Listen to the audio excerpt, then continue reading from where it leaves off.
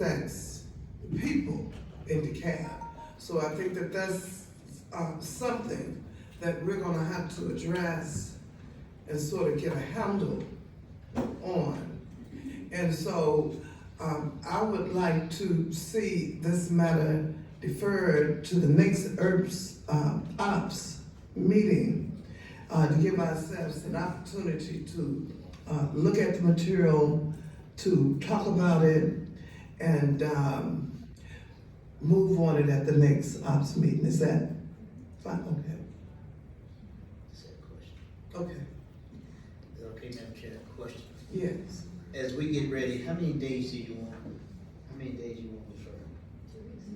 2 weeks. That's what I'm asking. Mr. Williams, help me with this on number 5, or we go backwards. Urges the enforcement of existing ordinances related to pet transfer and sales, and I'd like to give an asterisk next to that, because I was here when we had that old, dilapidated, rundown one by the jail.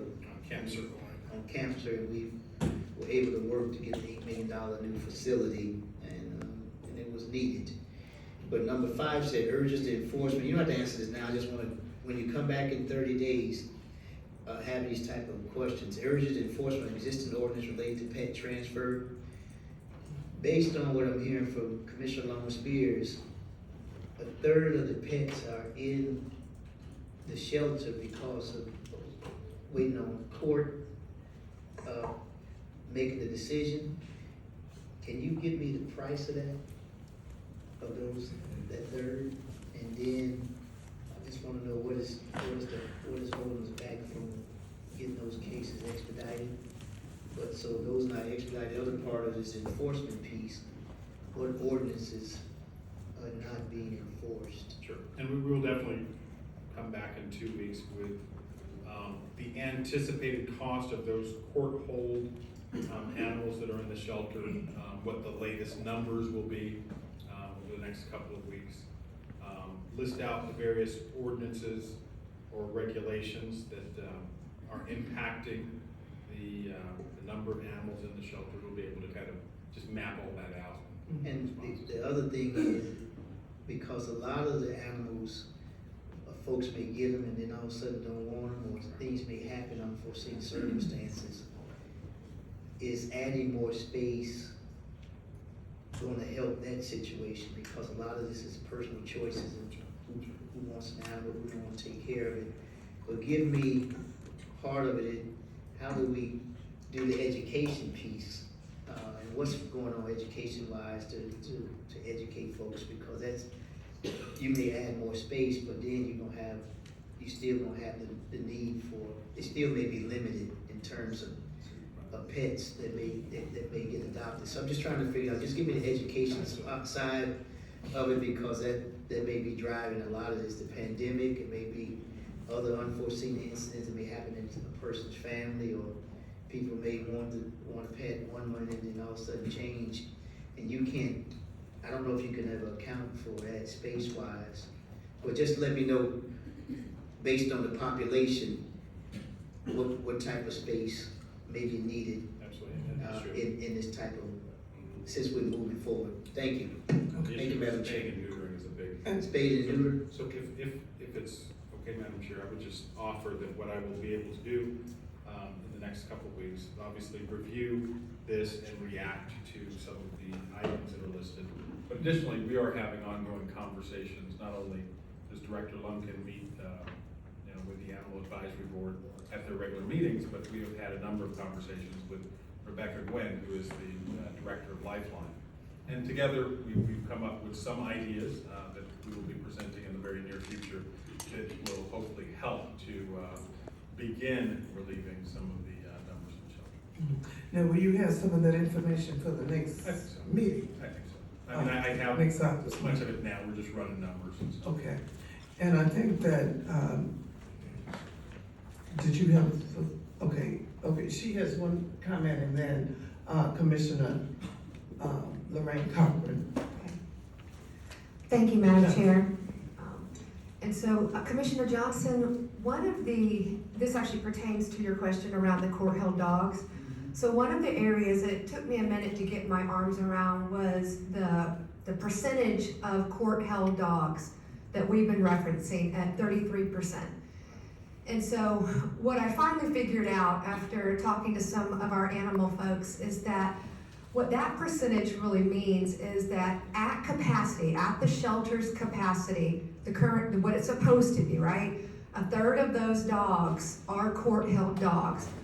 The challenge is that we now have ×2, right? So really dogs doubled up on each other.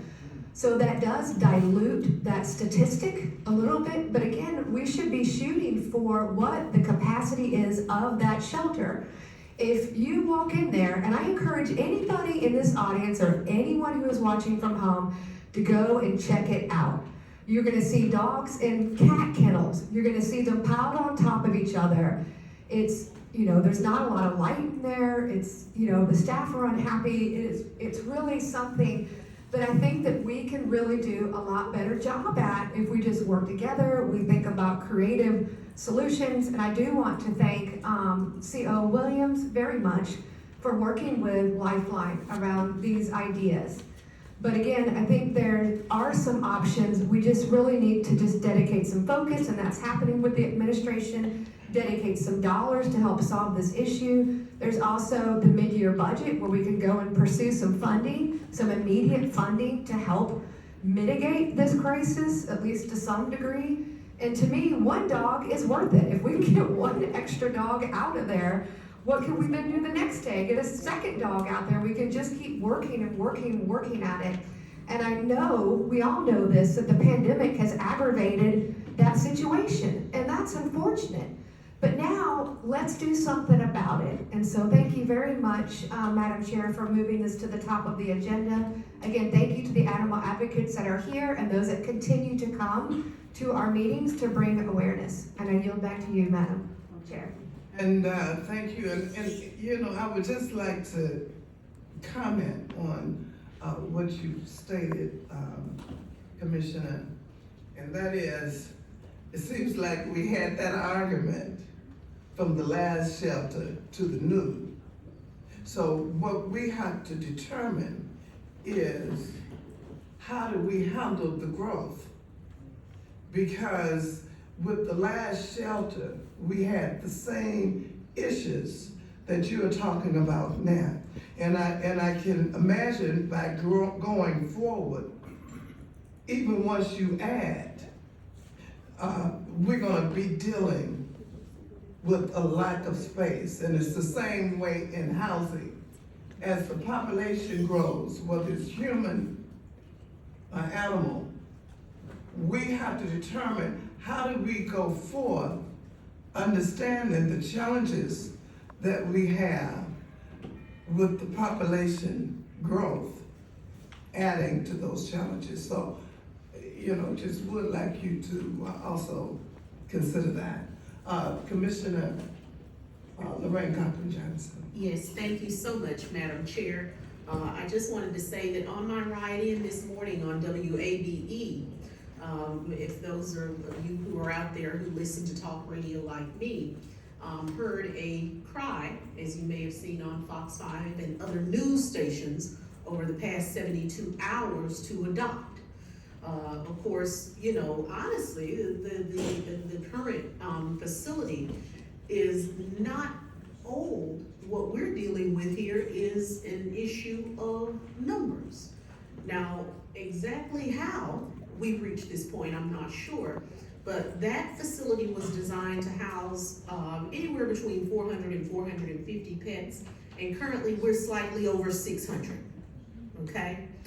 So there has been a cry to adopt 140 animals by tomorrow to avoid them being euthanized. So if anyone's, if you haven't heard, that's the facts of what's going on. I look forward to, because I have spoken with Attorney Ernst as it relates to the handling of pets as evidence, because I do believe that we can do better there. We are housing some animals for up to 2 years or more as they await a court date. And that's absolutely ridiculous under any circumstances for us to house a pet for that long. So I do look forward to us looking specifically at laws as it relates to pets, because those of us who have fur babies and are animal lovers, to crate an animal for that length of time, honestly, in my opinion, is inhumane. And that is something that we can address through legislation. I'm not sure what it looks like in terms of getting those cases through the system, but it is something that does need to be addressed, and I look forward to greater conversation on the issue, and determining, because again, I'm not as sure that this is a funding issue as it is, currently, the animal shelter is receiving on average 15 new pets per day. Okay, thank you, Commissioner Catherine Johnson. Thank And we you. have a long agenda, today. And I know that, Commissioner Long Spears want another brief comment, and we have one from Commissioner Patrick, and then we will move on. Thank you. Thank you very much, Madam Chair. No. Oh, okay, and I will be brief. Thank you, Madam, thank you, Madam Chair. And so this is an everything issue. Commissioner Cochran Johnson's right, is that we are at a state right now where we're going to have to start euthanizing our pets, and we don't need to do that. And back to Commissioner Johnson's point is that, again, this is an everything issue. It is a funding issue. We do need the funds to establish this temporary shelter. We need the funds to expand the shelter, but this is also an education issue. This is a support issue, as COO Williams said, around the neutering in Spain. There are things that we can do that are outside of just the funding request.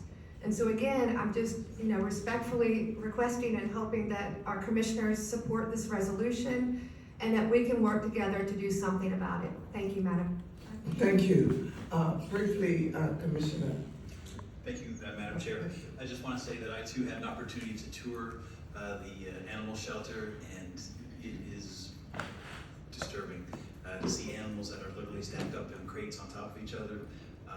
Staff that are overworked. They have a passion for taking care of animals, and they're just work to the extent that they need help. And so I am grateful that Commissioner Spears brought this forward for discussion. Thank you. Okay, thank you. And do we have a motion to defer this for 2 weeks? Motion to defer 23-0758 for 2 weeks. Second. All in favor?